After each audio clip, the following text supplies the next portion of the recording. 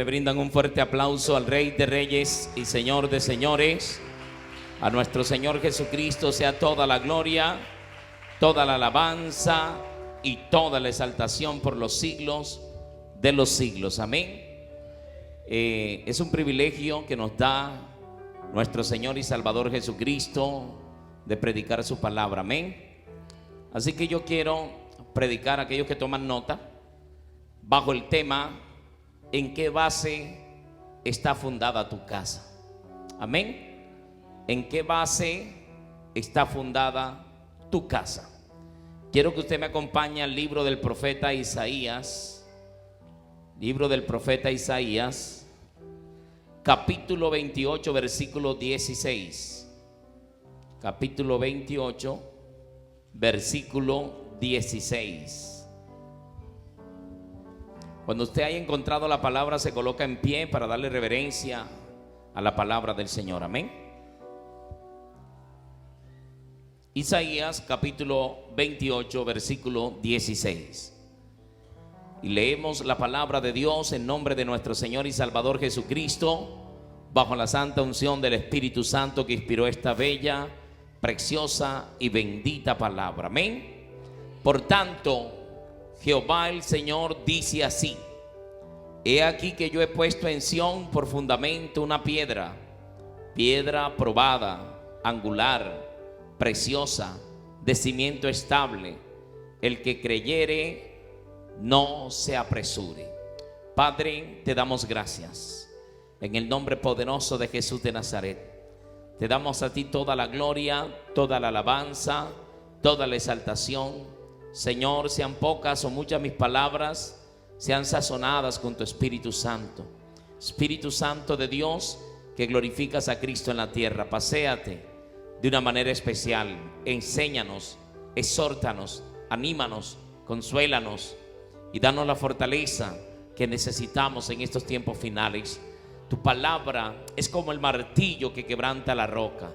Yo reprendo y desautorizo todo lo que se levante en contra de esta palabra. Todo lo que se levante en contra de esta preciosa y bendita palabra queda anulado, cancelado en el nombre poderoso de Jesús. Y declaro que esta palabra dará el fruto por el cual Dios la ha enviado a nuestras vidas. Amén y amén. Aleluya. Denle un aplauso al Rey de Reyes y Señor de Señores, a nuestro Señor y Salvador Jesucristo. Sea toda la gloria, toda la alabanza y toda la exaltación. Amén. Por los siglos de los siglos. ¿En qué base está fundada tu casa? Tenemos que tener claro que para usted hacer una casa, usted necesita un cimiento, usted necesita unas bases. Y por eso el Señor había ya profetizado a través de Isaías que iba a mandar esa base en el cual usted y yo debemos fundar nuestra casa. Y dice: por tanto, Jehová el Señor dice así: he aquí yo he puesto en Sión un fundamento, por fundamento una piedra, piedra probada, angular, preciosa, de cimiento estable. El que creyere no se apresure. Amén.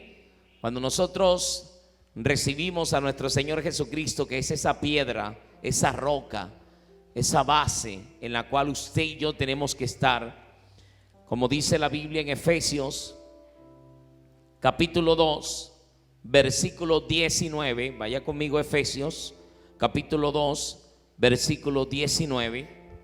Dice la palabra del Señor: así que ya no sois extranjeros ni advenedizos, sino conciudadanos de los santos y miembros de la familia de Dios, edificados sobre el fundamento de los apóstoles y profetas, siendo la principal piedra del ángulo Jesucristo mismo, en quien todo el edificio bien coordinado va creciendo para ser un templo santo en el Señor, en quien vosotros también sois juntamente edificados para morada de Dios en el Espíritu.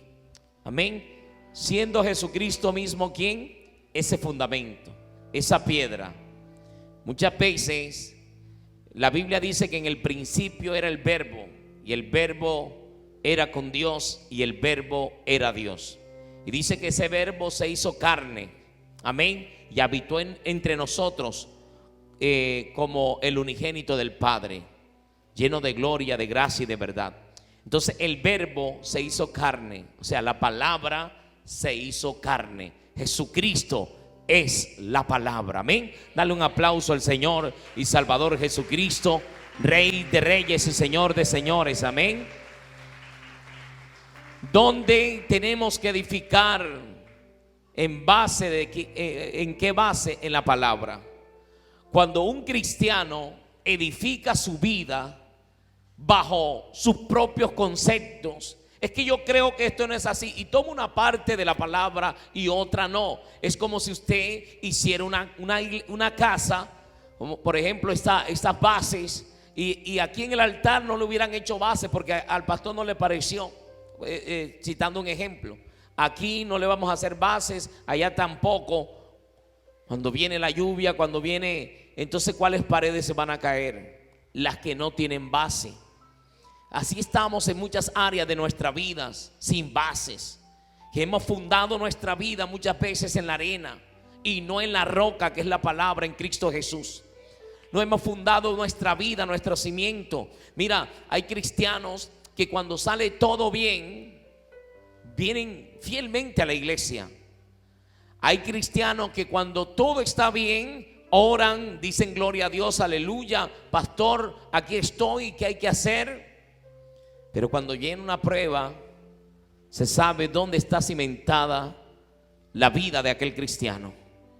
Cuando viene la dificultad, cuando viene el momento duro, cuando viene la tristeza, cuando viene el dolor, cuando viene la enfermedad, cuando Dios permite que seamos azotados, entonces allí vamos a ver y vamos a entender en qué base está fundada nuestra casa.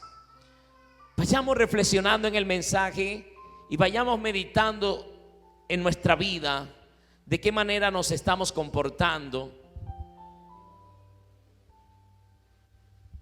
en qué base está fundada nuestra casa. Entonces podemos entender que la Biblia nos enseña, vaya conmigo al Evangelio de Mateo, y el Señor Jesucristo nos da un ejemplo muy claro. Evangelio capítulo 7. Evangelio de Mateo capítulo 7,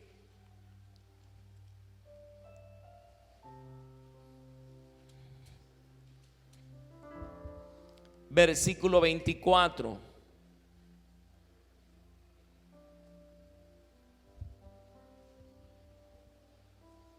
Mateo 27, 24. Allí nuestro Señor Jesucristo nos da una enseñanza y dice: cualquiera pues que me oye estas palabras y las hace. Mire la bendición. ¿De qué habla el Señor? De la palabra. Nuestra base, nuestra casa debe estar fundada en la palabra.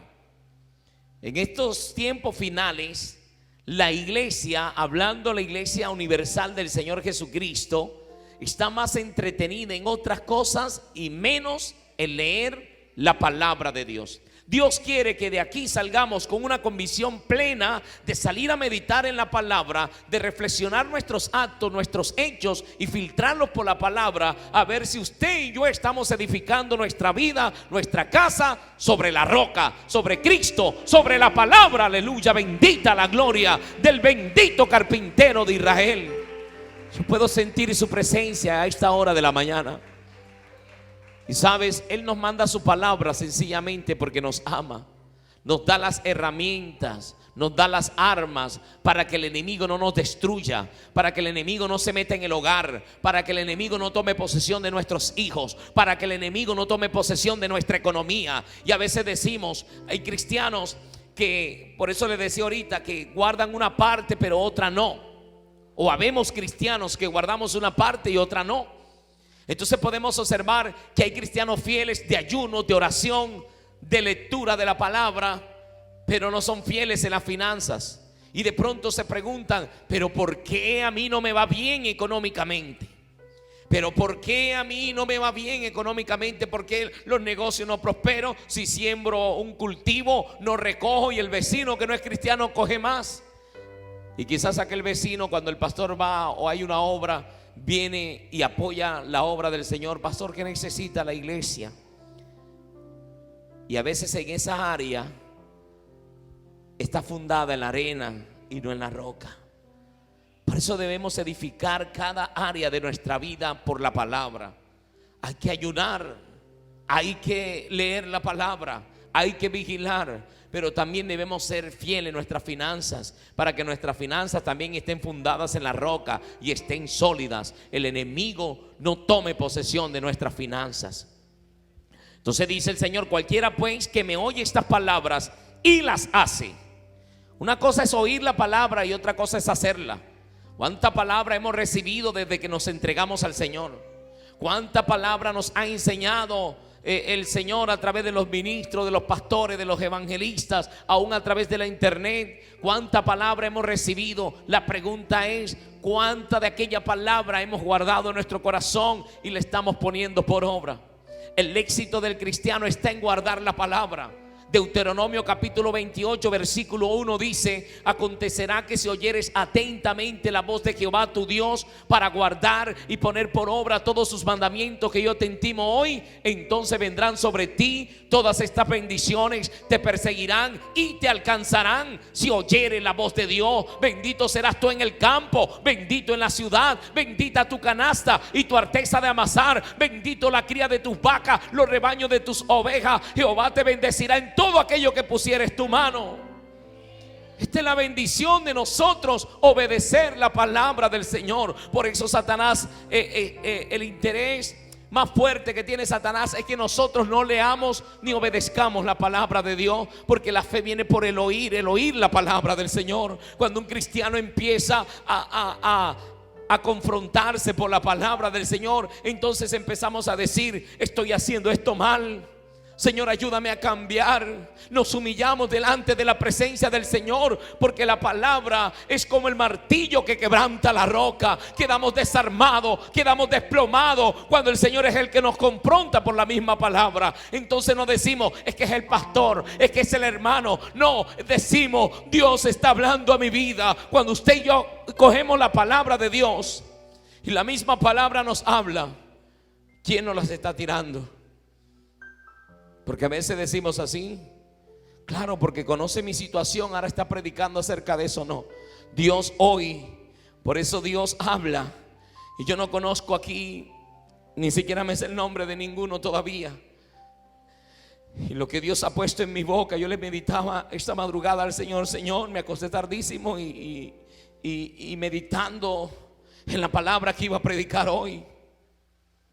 Porque es tratar siempre de predicar lo que Dios quiere que el pueblo escuche, no la palabra. Yo tengo muchas prédicas aquí, las que voy realizando, pero siempre me coloco a meditar: Señor, ¿qué quieres que hable? Para que la palabra surja efecto. Es el Señor Jesucristo, no es tratar de impresionar a nadie. Yo no sé predicar, yo solo hablo la palabra que Dios pone en mi boca, porque la palabra está dada, la palabra está escrita, y el Señor quiere que nosotros fundemos nuestra vida por su palabra. Aleluya.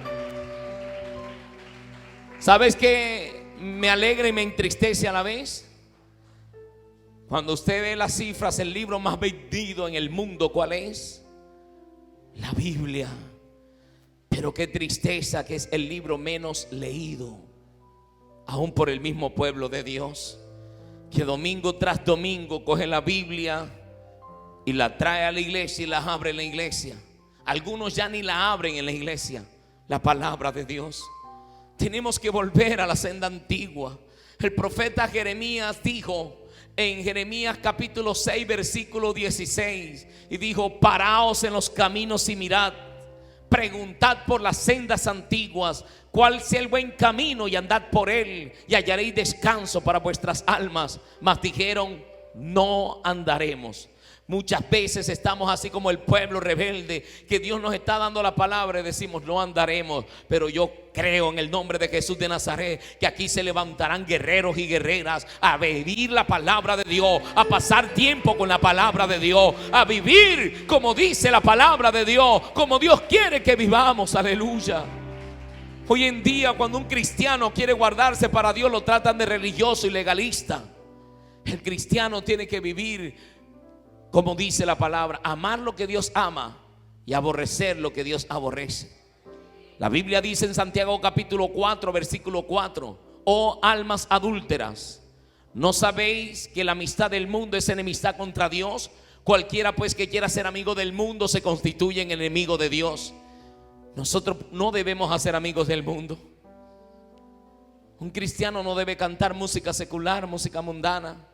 Un cristiano tiene que tener claro de quién es amigo, si es de Dios o es del mundo. El que ama al mundo se constituye en enemigo de Dios.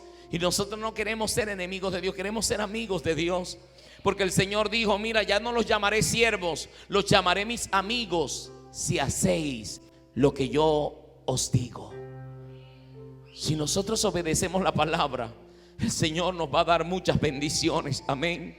Y la bendición más grande que tú y yo tenemos que tener, el eje central del evangelio, nuestra mirada tiene que ser el cielo. Nuestra mirada tiene que ser en la salvación de nuestras almas. Si hay comida o si no hay comida, sigamos adelante mirando hacia la meta que es el cielo.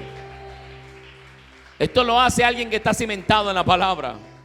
Como dijo el profeta: aunque no hayan vacas en los corrales, aunque el olivo no dé mantenimiento, aunque no tenga comida en mi casa, aunque tenga muchas deudas, con todo yo me alegraré en Jehová y me gozaré en el Dios de mi salvación.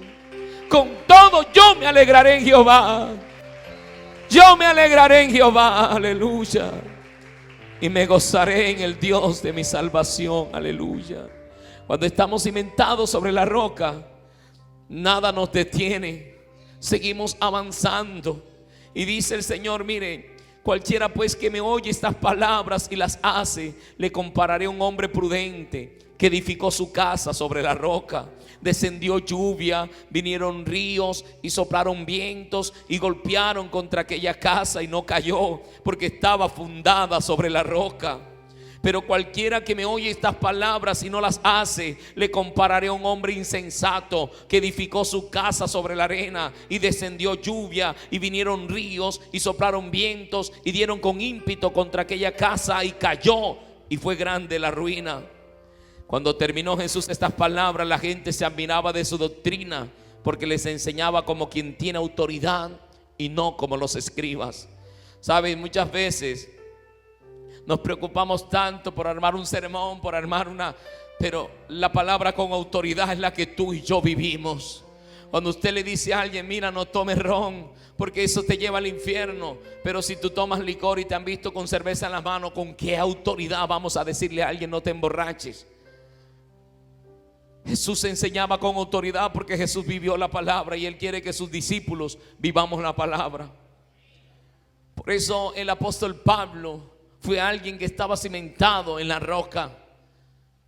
Me recuerdo en el libro de los Hechos, en el capítulo 16, cuando Pablo y Silas son encarcelados porque estaban predicando la palabra del Señor. Mira, hay veces que cuando alguien está firme, está haciendo la obra del Señor y le sucede algo malo, ya empieza a renegar. Entonces no estamos cimentados sobre la roca. Estar cimentado sobre la roca es gozarnos, como dijo el profeta, aunque hayan vacas en el corral y aunque no haya nada. Aunque usted tenga dinero o aunque no tenga nada, aunque usted esté enfermo o esté sano, con todo debemos alegrarnos en Jehová, en el Dios de nuestra salvación, el Padre de nuestro Señor y Salvador Jesucristo. Podemos observar que Pablo y Silas estaban predicando la palabra. Ellos estaban conectados con lo que el Señor les había mandado: ir y predicar el evangelio a toda criatura. El que creyere y fuere bautizado será salvo. No lleven nada. Ellos iban de pueblo en pueblo llevando la palabra del Señor. Pero dice la palabra de Dios que ellos los encarcelaron y los llevaron al calabozo. Después de haberlos azotado mucho, Lo llevaron al calabozo de más adentro, con las manos y los pies en el cepo. El cepo es una pieza de madera con la cual los dejaban prácticamente amarrados allí en esa pieza de madera. No se podían mover y tenían heridas. Muchas veces el enemigo, como dice el salmista, me empujaron con violencia para que cayese. Me empujaron con violencia para que cayese, pero me ayudó Jehová. ¿Sabéis? Ellos estaban allí. Son esos momentos que el cristiano a veces no quiere vivir. Pero Jesucristo dijo: en el mundo tendréis aflicción. Aquí quiero detenerme un poco, porque muchas veces estamos gozosos cuando todo sale bien, pero cuando viene la aflicción, hay cristianos que ya no vienen a la iglesia. Iba el pastor a visitarle: hermano, ¿usted por qué no vino? No, hermano, yo no voy más. Es que mi esposo ya no se va a convertir. Es una aflicción que está viviendo esa persona que tiene a Cristo, porque su esposo es inconverso, tiene aflicción. Pero se le ha olvidado la palabra que ha dicho que el que cree en el Señor Jesucristo será salvo. Tú y tu casa, serás salvo tú y tu familia. Sigue confiando, sigue luchando, no te desanimes. Confía en la palabra del Señor. Como dice esa canción que Dios le regaló a mi hermano Osorio: yo estoy viviendo como viendo al invisible. En medio del problema, en medio de la enfermedad, sigue confiando. El que está cimentado en la palabra puede decir también, como dice esa adoración: que me falte todo menos tu presencia. Y a veces la cantamos, pero a veces cuando no hay como pagar un recibo, entonces ya no tenemos gozo. Aunque usted esté llorando, nada te roba el gozo de la salvación. Señor, gracias. Hoy no amaneció comida, Señor, pero yo veré tu gloria, yo veré tu salvación. ¿De dónde vendrá mi socorro? Mi socorro viene de Jehová, que hizo los cielos y la tierra. Aleluya. Pablo y Silas, dos hombres de Dios intachables, llegan a estar azotados, con heridas, dificultades. Tenían miles de razones para quejarse contra Dios, pero como estaban cimentados, no le dijeron al Señor: Señor, ¿por qué? Si estábamos predicando tu palabra, no nos salimos del contexto. Predicamos tu palabra tal y cual como nos las diste. ¿Por qué ahora estamos aquí presos? Y aparte de eso estamos con heridas sangrando y ni siquiera nos han curado. ¿Por qué no nos sanas por lo menos? Ellos podían quejarse de una y mil maneras. Estos hombres estaban haciendo la voluntad de Dios y estaban sangrando. Y Pablo había orado por gente que se había muerto y Dios la había levantado. Podría decirles: ¿por qué? Así como levantaste a Tiquito, que se cayó de allá del tercer piso y se mató, y lo levantaste, ¿por qué no me sanas a mí? No es tiempo de cuestionar a Dios. El que está cimentado en la palabra respeta la perfecta voluntad de Dios y se goza cualquiera que sea su situación. ¿Sabe qué hicieron estos dos hombres de Dios? Yo me lo imagino a ellos dos allí juntos, así amarrado, no sé, la Biblia no dice si ellos estaban frente a frente o espalda con espalda, pero créanme que estaban en el calabozo de más adentro. Y ellos llegaron a un lugar no apropiado y lo convirtieron en un sitio de adoración. Cuando tú adoras, Dios se mueve hacia tu favor. Cuando tú adoras en medio del proceso, Dios te va a ayudar a salir de ese desierto, de esa situación. Ellos estaban presos en el calabozo de más adentro. Yo no sé en qué estés preso. ¿Cuál es la aflicción que te tiene preso? ¿Cuál es la deuda que te tiene preso? ¿Cuál es el dolor que te tiene preso? ¿Cuál es la enfermedad que te tiene presa o preso? Ellos estaban allí. Pudieron desperdiciar su tiempo en quejarse el uno al otro. Hombre, ya no vamos a predicar más, Pablo pudo decirle Silas. Y yo voy a hacer un ejemplo, como si estuvieran allí frente a frente hablando. Y de pronto decía Pablo: mira, me arde, tengo la camisa pegada aquí, tengo la túnica pegada, ayúdame, Silas. Y Silas decía: yo tampoco puedo ayudarte, mis manos, no alcanzo con mis manos a ayudarte, Pablo. Pero ¿sabes qué hicieron estos dos hombres? Empezaron a cantar al Señor. Dice la Biblia: pero a medianoche, cantaban himnos a Dios y los presos les oían. Ellos adoraban y los presos les oían. Ellos empezaron a cantar, yo no sé qué canción cantaban, y de pronto decían que me falte todo menos tu presencia. Aunque no tenga nada, yo te adoraré, Señor. Tú estás con nosotros. Ellos estaban adorando al Señor, cantando himnos en el momento de su quebranto, en el momento de la tristeza de la medianoche. Ellos empezaron a adorar. Y dice la Biblia que de repente vino un terremoto. ¡Uf! Y la cárcel se abrió. Un terremoto inteligente, porque solo se rompieron las cadenas y los grillos. No cayó ninguna pared encima de ninguno. En el momento de tu adoración se van a romper las cadenas. En el momento de tu adoración se van a romper aquello que te está haciendo daño. En el momento de tu adoración, cuando nos cimentemos en la palabra del Señor y entendamos que sea lo que nos pase, le demos la gloria a Dios. Las cadenas se rompieron. Y vemos que el carcelero se iba a matar y ellos le dijeron: mira, no te hagas daño, todos estamos aquí. Imagínese usted una persona presa, delincuentes, asesinos, muchas personas. Pablo estaba ahí, pero ellos no estaban presos por lo malo. Pero ahí había muchas personas que estaban presas, pero que eran delincuentes peligrosos. Y era tanto la gloria de Dios que ninguno se fue de ese lugar. Esto quiere decir que cuando tú y yo adoramos en medio de la tristeza, la familia puede ser muy rebelde, la familia puede ser muy lo que sea, pero no se van a querer ir del entorno que tú vas a crear en tu casa, adorando al que vive y reina por los siglos de los siglos. Crea un entorno de adoración en tu casa. Crea un entorno de adoración en medio del problema. Que aún los hijos que no creen, cuando tú te postres a adorar, ¿qué vamos a hacer en esta situación? Y usted se levante y diga: Jehová nos ayudará. Sobre una roca me pondré en alto, como dijo el salmista. Salmo 27:13 dijo el salmista: yo hubiera desmayado, humanamente, yo hubiera desmayado si no creyese que veré la bondad de Jehová en la tierra de los vivientes.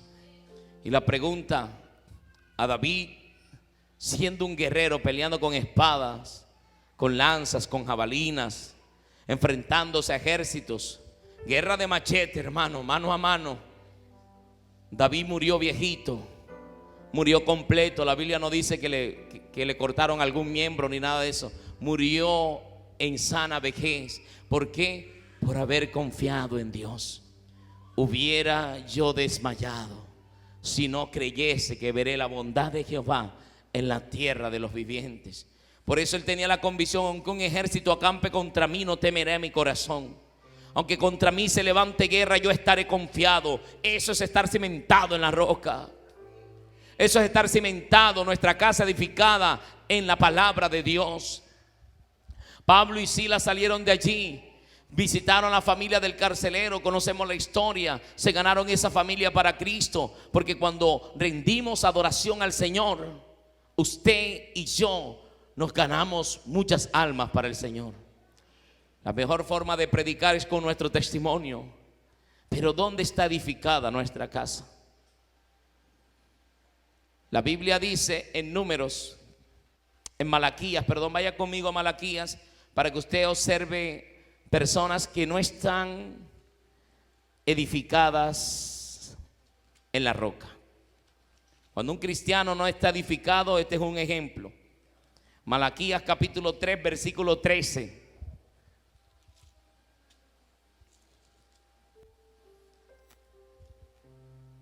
Y mire lo que dice aquí la palabra de Dios: vuestras palabras contra mí han sido violentas. Cuando un cristiano no está edificado en la roca, habla palabras violentas contra Dios. Cuando un cristiano se le olvida la palabra, habla cosas que ofenden a Dios sin querer. Y dice: vuestras palabras contra mí han sido violentas, dice Jehová, y dijisteis que hemos hablado contra ti. Porque a veces creemos: yo he hablado contra Dios.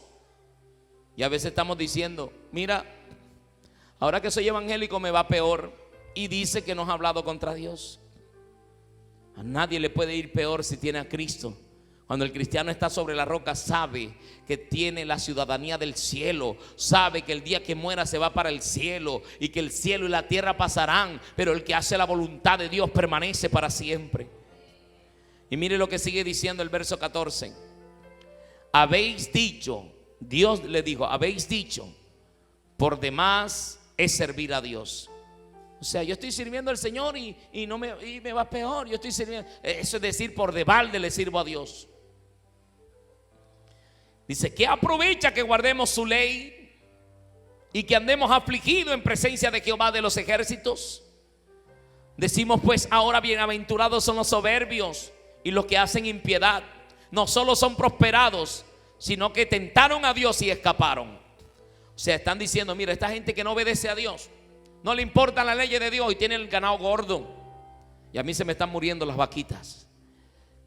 Esta gente que no teme a Dios, o sea, por de balde le estamos sirviendo al Señor. ¿Qué aprovecha? O sea, ¿de qué nos está aprovechando que guardemos su ley? Entre comillas, ellos estaban guardando la ley. ¿Usted cree que estas palabras las dice un cristiano cimentado en la roca? Que conoce la palabra de Dios, que en todo tiempo debe atributarle adoración a Dios, al Dios grande, temible, poderoso, majestuoso. Y mire lo que sigue diciendo la palabra. Entonces los que temían a Jehová hablaron cada uno a su compañero, y Jehová escuchó. Porque a veces buscamos a otro para comentarle, a otro hermano. Hermano, ¿para qué vamos a seguir evangelizando? Hermano, ¿para qué vamos a hacer esto? Si mira cómo estamos. Hermano, pero ¿para qué? Si mira el compañero de fórmula se murió. Oramos para que Dios le sanara y se murió. Ya yo no voy a orar más por los enfermos. Y empezamos a reclamarle a Dios cosas que solo están en su propia potestad. Y Jehová escuchó y oyó, y fue escrito libro de memoria delante de él para los que temen a Jehová y para los que piensan en su nombre. Pero mira lo que el pueblo desconocía. Y si hay alguno aquí que está pasando y que se ha detenido a mirar la prosperidad de los impíos y ha dicho, ¿por qué yo no prospero? ¿Por qué ellos sí y yo no? Y que ha querido regresarse del camino. Mire lo que le dice Dios en esta mañana. Y serán para mí especial tesoro, ha dicho Jehová de los ejércitos, el día en que yo actúe. Dios tiene un día que va a actuar y se va a llevar tu aflicción. Dios ha determinado un día donde esas cadenas se van a romper. Dios ha determinado un día para glorificarse en esa situación que te ha hecho llorar. Dios ha determinado un día, pero tenemos que pasar la prueba adorando al Señor como Pablo y Silas. Y dice, y los perdonaré como el hombre que perdona a su hijo que le sirve. Entonces os volveréis y discerniréis la diferencia entre el justo y el malo, entre el que sirve a Dios y el que no le sirve. Y dice el capítulo 4, el verso 1, porque aquí viene día ardiente como un horno, y todos los soberbios y todos los que hacen maldad serán estopa. Aquel día que vendrá los abrazará, ha dicho Jehová de los ejércitos, y no les dejará ni raíz ni rama.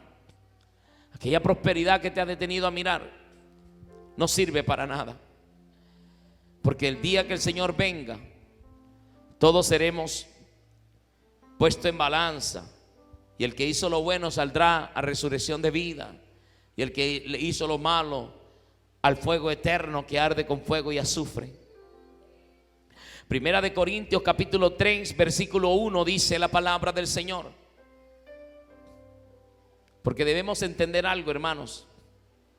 Cuando estamos cimentados sobre la roca, mira, hay cristianos que van y le han predicado al vecino, pero cuando están pasando una dificultad van y se desahogan con el vecino.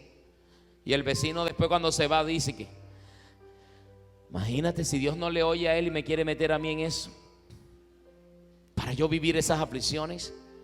Usted no puede buscar un consejo de alguien que no es espiritual, ni desahogarse con alguien que no es espiritual, porque no va a entender. La gente va a pensar mal de Dios, y Dios es bueno. Y los que conocemos al Señor sabemos que tenemos que ser probados como el oro. Tenemos que pasar por el fuego. Y cuando el oro se prueba, lleva martillo, lleva candela, y eso duele. Y el que es hijo de Dios tiene que tomar su cruz y seguir. La cruz representa padecimientos. La cruz representa precio. La cruz representa donde Cristo se llevó nuestros pecados, se hizo maldito por nosotros. Dice que maldito todo aquel que fuere colgado en un madero. O sea que Él se llevó todas las maldiciones de nosotros, Él se las echó encima y las clavó en la cruz. Pero la cruz también representa gloria, porque después de la muerte hubo la resurrección. Cristo venció la muerte. La muerte no se enseñorea más de Él. Aleluya. Bendita la gloria de Dios.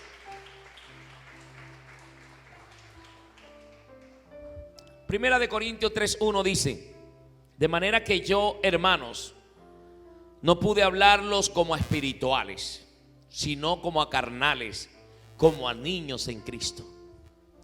Mira, hay creyentes que tienen años en el evangelio y todavía hablan como carnales. Todavía se les salen malas palabras cuando cogen rabia. Está martillando algo y se machucó un dedo. Usted sabe si ese cristiano está cimentado en la roca o todavía está como un niño espiritual, aunque tenga años en el evangelio. Porque lo que nos va a hacer madurar es el obedecer la palabra del Señor. Esto va a hacer que un cristiano madure en el evangelio de Dios, que un cristiano se cimente en la roca. Una persona que está edificando su casa en la arena, vive cada tormenta que viene, se desparramó, se acabó todo y vuelve a empezar. Se desparrama y vuelve a empezar. Pero el cristiano que edifica sobre la roca, viene la tormenta y está ahí. Vienen los ríos y está ahí.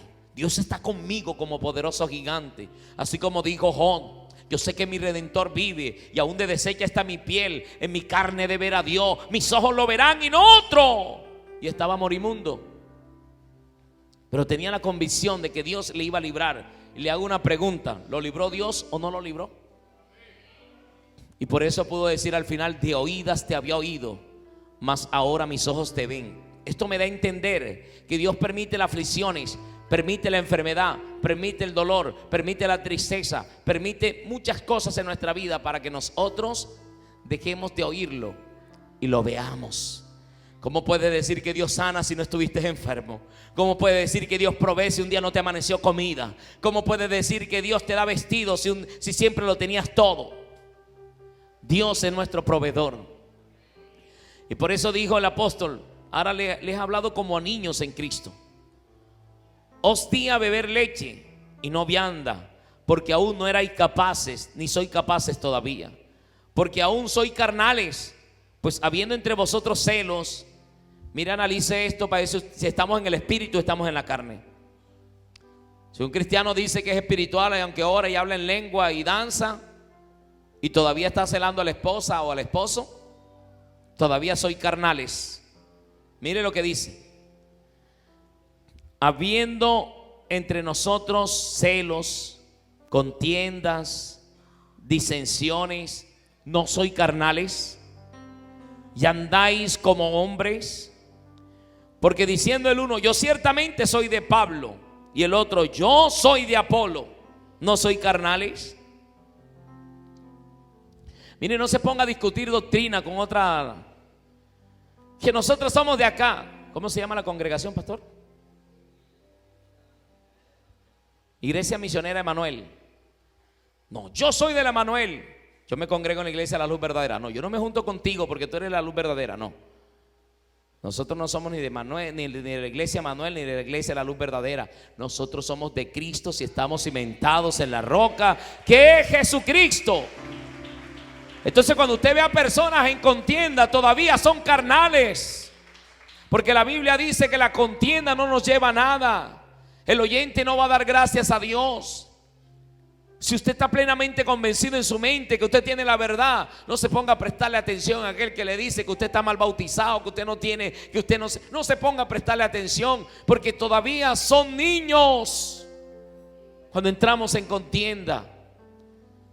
Y mire lo que dice, y sigue diciendo, porque algunos decían: no, yo soy de Apolo, yo soy de Pablo. Al Señor Jesucristo los mismos apóstoles le dijeron: Señor, por ahí encontramos a unos echando demonio en tu nombre, y se lo prohibimos porque no andan con nosotros. Ya estaban ellos encrespados, ¿no? El Señor le dijo: mira, ¿por qué se lo prohibís? Si el que es conmigo, por mí es, y el que no es conmigo desparrama. Entonces a veces, porque no se congregan con nosotros, pensamos que no son de nosotros. Sea el Señor el que juzgue quién es de Él y quién no es de Él. Preocupémonos por sacar la viga de nuestro propio ojo. Y sigue diciendo Pablo, versículo 5: ¿qué pues es Pablo y qué es Apolos? Servidores por medio de los cuales habéis creído, y eso según lo que a cada uno concedió el Señor. Pablo puede representar la iglesia Manuel, Apolos puede representar la iglesia La Luz Verdadera, ¿verdad? Y está diciendo Pablo, ¿qué es la iglesia Manuel? ¿O qué es la iglesia La Luz Verdadera? Para colocar un ejemplo paralelo. Y dice Pablo, yo planté, Apolo regó, pero el crecimiento lo ha dado Dios. Toda la gloria y toda la honra es para Dios, no para los hombres. Así que ni el que planta es algo, ni el que riega, sino Dios que da el crecimiento. Aleluya, dale un aplauso al que nos ha hecho crecer en su palabra, al que está con nosotros como poderoso gigante, al que nos tiene aquí reunidos, al Padre de nuestro Señor Jesucristo. Y ahora mire, para que no hayan las divisiones, y el que planta y el que riega son una misma cosa, aunque cada uno recibirá su recompensa conforme a su labor. Cada quien recibirá su recompensa. Y el Señor dijo, yo cuando Él venga en las nubes, vendrá a recompensar a cada uno según sea su obra, sea buena o sea mala. Debemos de meditar qué obra estamos haciendo nosotros, cómo estamos obrando, si estamos obrando bien o estamos obrando mal. Porque nosotros somos colaboradores de Dios y vosotros sois labranza de Dios, edificio de Dios, conforme a la gracia de Dios que nos ha sido dada.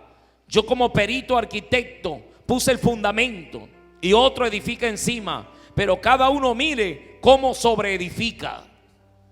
Porque nadie puede poner otro fundamento que el que está puesto, el cual es Jesucristo. Nadie puede poner otras bases que no estén en la palabra. Nadie puede edificar su vida bajo otro fundamento que no sea la palabra de Dios. Tenemos que tener claro esto, iglesia, que si nosotros permanecemos hasta el fin, seremos salvos. Hasta el fin. Se han levantado muchas cosas y muchos debates. Gente que edifica una doctrina bajo su propio concepto y coge un versículo bíblico y lo saca del contexto. Pero el que está edificado sobre la roca no se deja mover. Porque le van a aparecer doctrinas que le van a decir a ustedes, miren. Y se han levantado muchos por la internet contra la finanza del pueblo de Dios. Y ha hecho que muchos cristianos ya no santifiquen su economía a Dios. Porque le han dicho que el diezmo ya no es de Dios. Que eso estaba en el Antiguo Testamento, que eso hacía parte de la ley. Pero el que está cimentado en la roca dice, miremos de dónde nace el diezmo. Abraham le dio los diezmos a Melquisedec, que no tiene principio de días ni fin de días, que es sacerdote del Altísimo, Melquisedec, y todavía no había ley. Y Abraham, el patriarca, le dio los diezmos a Melquisedec. Después vimos en la ley que Dios confirma los diezmos, aparecen en la ley. Y ahora en la gracia usted no encuentra algún mandamiento del Señor que diga, porque le dice, muéstreme en el Nuevo Testamento donde dice que hay que diezmar. Pero el que está cimentado, el que ha leído la palabra, dice, ¿dónde me dice en el Nuevo Testamento que no debo hacerlo? Porque la Biblia dice en Hebreos capítulo 7 que aquí en la tierra reciben los diezmos los hombres terrenales. Los hombres reciben los diezmos. Y también dice la palabra de Dios que según tenemos un sumo sacerdote ahora que está vigente, que es nuestro Señor Jesucristo, según el orden de Melquisedec. Y Melquisedec es sacerdote para siempre, al que Abraham le dio los diezmos. Y si estamos bajo ese sacerdocio, entonces todavía hay que seguir haciéndolo para el Señor. Y Jehová, dice la Biblia, que reprenderá al devorador por nosotros, y no destruirá el fruto de la tierra, ni vuestra vid en el campo será estéril. Amén. Bendita la gloria de Dios. Se acercó un hermano y me dice a mi hermano, yo salgo a vender y no vendo nada, hermano, se me queda todo. Y empezó el hombre a quejarse y a quejarse y a quejarse. Y el Espíritu Santo me dijo que le hiciera una pregunta nada más. ¿Estás diezmando? Agachó la cabeza y me dijo no. Y yo le dije, ¿cómo quieres prosperar tu economía? ¿Cómo quieres si tu economía está totalmente desprotegida? Es como que usted tenga un saco lleno de plata y lo deja allá afuera sin seguro. ¿Usted cree que el que va pasando no va cogiendo? Se lo tiran al hombro de uno y se lo llevan. Porque usted tiene que cuidar su finanza, tiene que cuidarla. Y la única forma que usted puede cuidarla no es echándole candado en una caja fuerte ni nada de eso. Es blindándola, honrando a Dios, como dice la palabra. Honra a Jehová con tus bienes y con las primicias de todo su fruto. Y entonces serán llenos tus lagares. Y dice que rebosarán de mosto. Para ir terminando, mi hermano, para concluir, acompáñeme a 2 de Corintios, a 2 de Timoteo, capítulo 2, versículo 15. Esta palabra del fundamento de nuestra vida fundada en Jesús tiene mucha comida, mucho para escudriñar. Pero reflexionemos en las cosas básicas. Estamos orando, porque el fundamento de la palabra dice orad sin cesar, dijo Jesús. Estamos ayunando, aunque se levanten doctrinas para decir que ya no hay que ayunar. Jesucristo, cuando le fueron a decir al Señor, mira, los discípulos de Juan ayunan, los discípulos, nosotros los fariseos ayunan, pero tus discípulos no ayunan. Él dijo, vendrá un día cuando el esposo les será quitado y entonces ayunarán. Y si usted es discípulo del Señor, debe ayunar. Amén. Y el ayuno es fuente de poder. El ayuno se rompen ligaduras de impiedad, como dice Isaías capítulo 58. Se rompen los yugos. Cuando un cristiano está que siempre peca y peca y peca y no ayuna, ahí está la clave. No estás edificando esa parte en la roca.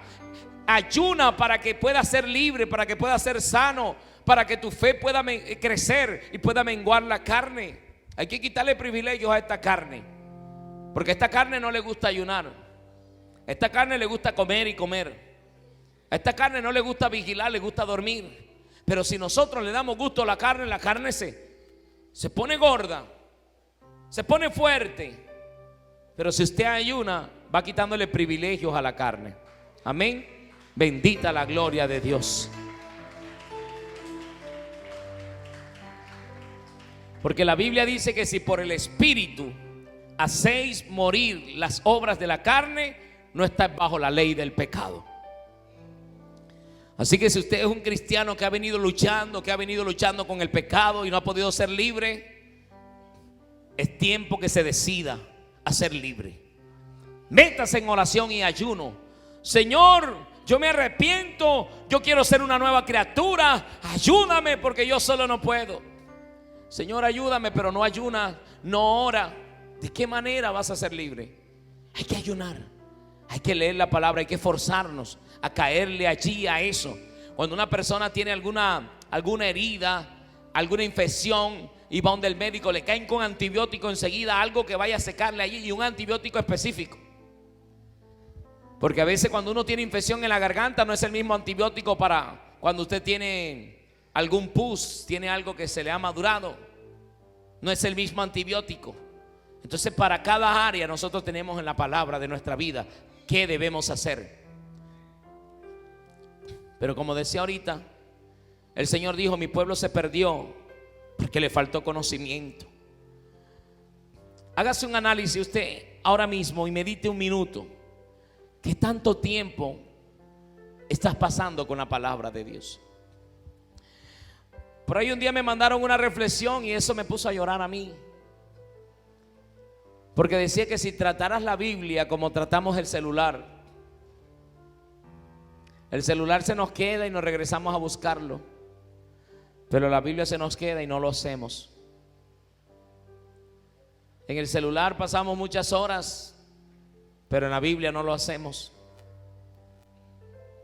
Dios está hablando a nuestros corazones, amén. salgamos con una convicción diferente. El celular es malo, no, es como un cuchillo.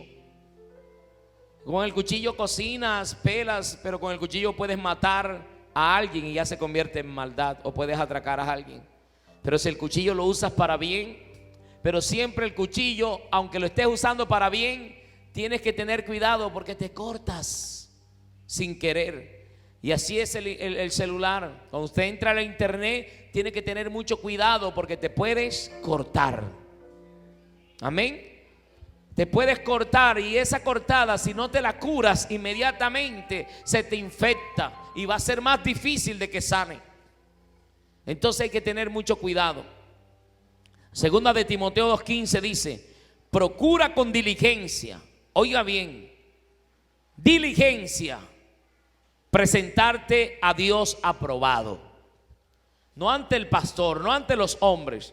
Para que el pastor crea, viene y vengo aquí, pero yo no oro en la casa.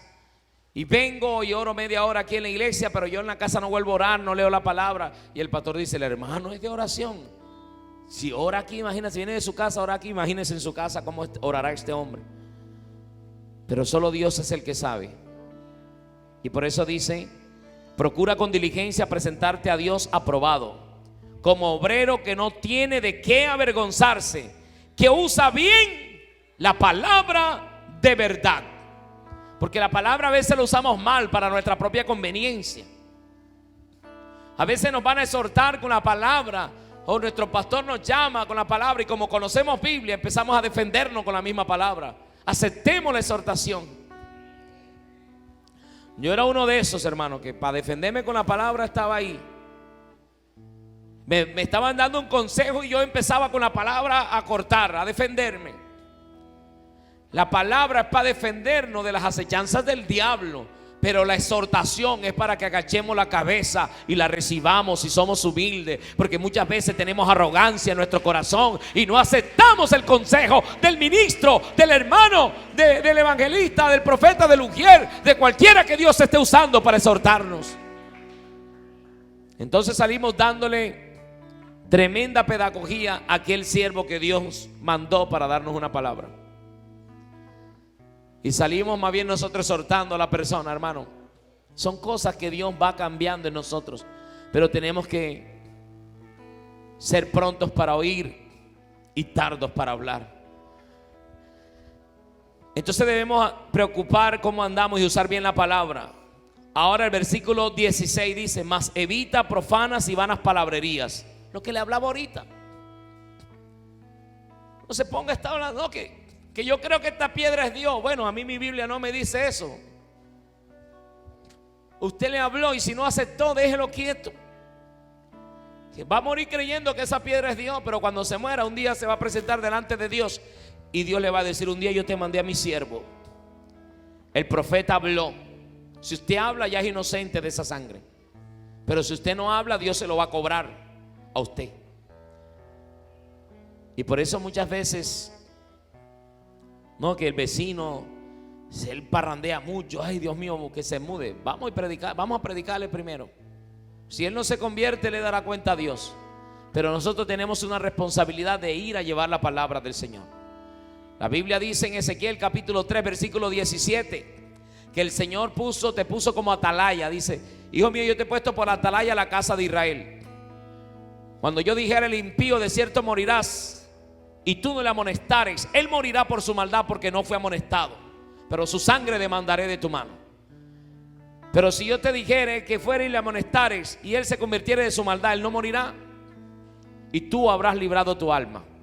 Y si él no se arrepiente y tú le hablares, tú habrás librado tu alma también. El compromiso no es que la gente se convierta o no se convierta, es que nosotros tenemos que hacerlo para salvar nuestra responsabilidad. Así que ya finalizando aquí, evitar esas palabras.